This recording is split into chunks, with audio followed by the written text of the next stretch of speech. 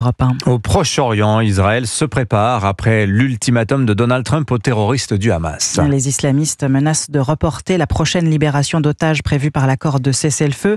Coup de pression hier du président américain. En ce qui me concerne, si tous les otages ne sont pas ramenés d'ici samedi à midi, je pense que c'est une date convenable. Je dirais annulez-le et rien ne va plus, qu'un véritable enfer se déchaîne. Je dirais qu'ils doivent être rendus à midi samedi. S'ils ne sont pas tous rendus, pas au compte-gouttes, pas 2 et 1 et 3 et 4 et 2.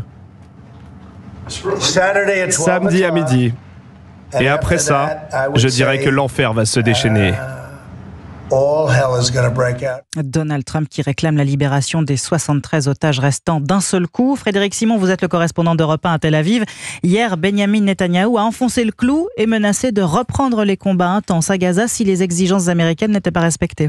L'armée israélienne est en effet prête à toutes les éventualités. Elle est déployée en effectif renforcé le long de la bande de Gaza et dans ceux des secteurs du territoire qu'elle n'a pas encore évacués. Des unités de réserve ont été rappelées pour la première fois depuis des mois. De quoi donner toute la crédibilité nécessaire à l'ultimatum posé hier par le gouvernement israélien au Hamas, libération des otages d'ici samedi à la mi-journée ou reprise des combats. Cela dit, les communiqués qui se sont succédés après la réunion du cabinet restreint en charge des questions sécuritaires et diplomatiques peuvent être interprétés de différentes manières, essentiellement concernant le nombre d'otages dont Israël exige la libération. Les premières formulations laissaient entendre qu'il s'agissait des 3 libérations prévues par l'accord pour ce samedi, mais plus tard dans la soirée, un responsable haut placé précisait que la décision du cabinet restreint s'aligner sur les déclarations de Donald Trump, à savoir l'exigence d'une libération de tous les otages. Le Hamas affirme quant à lui qu'il respectera les termes de l'accord. Si Israël en fait de même, le groupe terroriste accuse l'État hébreu de plusieurs violations du cessez-le-feu.